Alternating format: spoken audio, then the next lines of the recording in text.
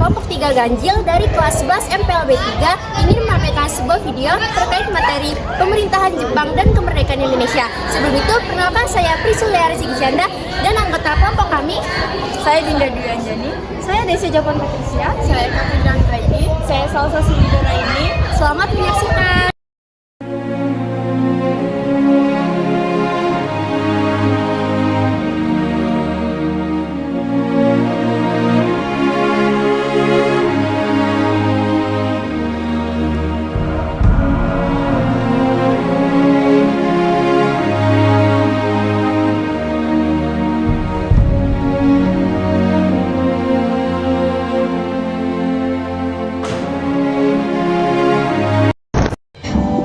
Jepang di Indonesia. Jepang menduduki Indonesia pada tahun 1942 sampai dengan 1945 dengan semboyan saudara tua. Namun, kenyataannya sangat eksploitatif demi kepentingan Perang Pasifik. Kebijakan dan dampak pendudukan Jepang di Indonesia. Kebijakan Jepang menerapkan Romusa, kerja paksa untuk membangun sarana militer, Jugun Lanfo, rekrutmen paksa perempuan, serta sistem autarki. Setiap daerah wajib memenuhi kebutuhan perang sendiri. Mereka juga membentuk organisasi militer dan semi-militer pada peta Heiho, Keibodan, dan Seidendang. Dampaknya terjadi krisis pangan dan kesehatan yang luar biasa. Banyak rakyat hanya memakai baju dari karung goni. Namun secara politik, Jepang melarang bahasa Belanda dan mengizinkan bahasa Indonesia digunakan yang secara tidak sengaja memperkuat identitas nasional. Selanjutnya, bentuk perjuangan meraih kemerdekaan masa pendudukan Jepang. Strategi perjuangan rakyat Indonesia terbagi menjadi 3. Perjuangan kooperatif dilakukan oleh tokoh-tokoh 4 serangkai, yaitu Soekarno, Hatta, Ki Hajar Dewantara, dan KH Mas Mansur. Melalui organisasi seperti Putra, mereka berpura-pura bekerja sama dengan Jepang untuk melindungi rakyat dan menyisipkan semangat nasionalisme dalam pidato-pidatonya. Perjuangan meraih kemerdekaan pada masa pendudukan Jepang. Gerakan bawah tanah dilakukan secara rahasia oleh kelompok pemuda, yaitu kelompok Suta Syahrir, Sukarni, dan Ahmad Subarjo. Mereka menyadap siaran radio luar negeri BBC untuk memantau kekalahan Jepang.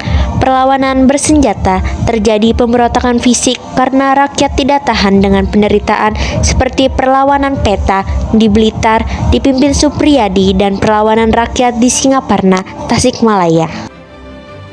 Perbedaan sikap golongan tua dan muda mengenai kapitulasi Jepang setelah Jepang menyerah tanpa syarat kepada sekutu pada 14 Agustus 1945, terjadi ketegangan internal, yaitu golongan muda Sukarni, Chairul Saleh, Wikana menginginkan proklamasi dilakukan seketika itu juga.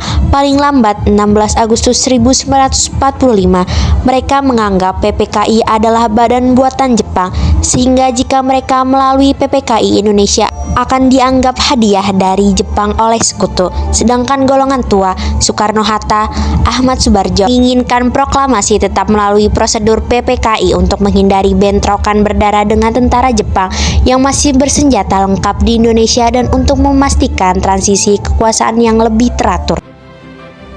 Berikut adalah video terkait materi tersebut.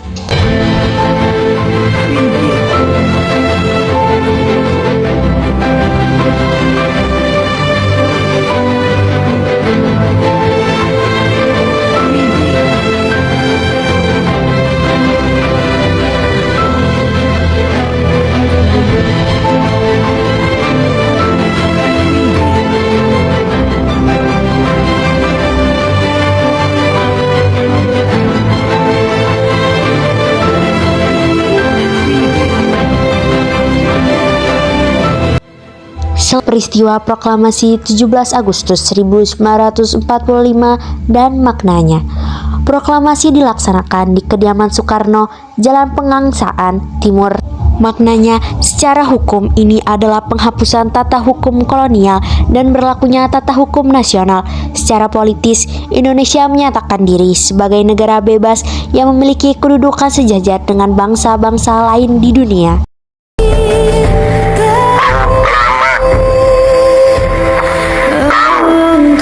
Bangsa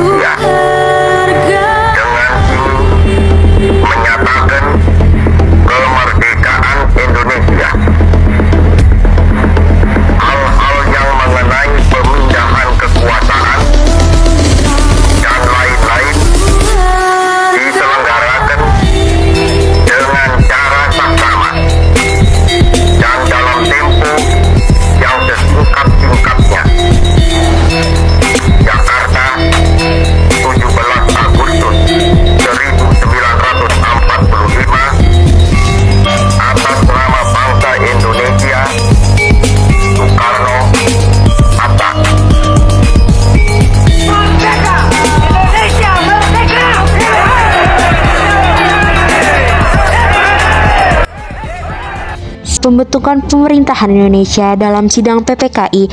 Sidang PPKI berlangsung 3 kali untuk meletakkan fondasi negara, yaitu yang pertama 18 Agustus 1945, yang kedua 19 Agustus 1945, dan yang ketiga 22 Agustus 1945.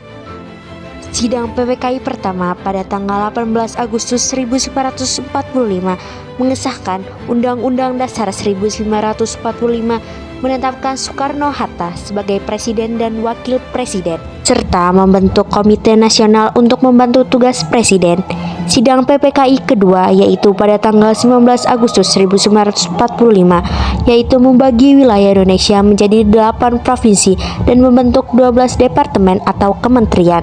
Sidang PPKI ketiga 22 Agustus 1945 membentuk Komite Nasional Indonesia KNI, Partai Nasional Indonesia PNI sebagai partai tunggal awalnya dan Badan Keamanan Rakyat, yaitu dukungan dan reaksi rakyat terhadap proklamasi. Meskipun penyebaran informasi terbatas, rakyat bereaksi dengan euforia dan keberanian. Para pemuda menyebarkan berita lewat coret-coret di gerbong kereta api dan tembok kota. Terjadi pengambil alihan kekuasaan secara paksa terhadap aset-aset Jepang, kantor berita, stasiun kereta. Rapat raksasa di lapangan Ikada 19 September 1945 menjadi bukti nyata dukungan rakyat kepada pemerintah rakyat Indonesia, sekaligus menunjukkan kewibawaan Soekarno dalam memenangkan masa di depan bayonet tentara Jepang.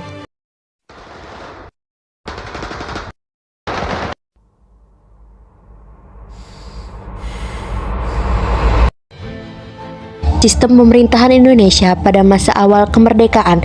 Sesuai Undang-Undang Dasar 1945, Indonesia awalnya menggunakan sistem presidensial di mana presiden berfungsi sebagai kepala negara sekaligus kepala pemerintahan. Namun terjadi perubahan besar pada November 1945. Berikut terdapat video tentang materi tersebut. Keluarnya maklumat pemerintah 14 November 1945 mengubah sistem menjadi parlementer. Kekuasaan eksekutif berpindah ke tangan Perdana Menteri Sultan Syahrir. Hal ini dilakukan untuk meyakinkan dunia internasional bahwa Indonesia adalah negara demokratis, bukan negara diktator buatan Jepang.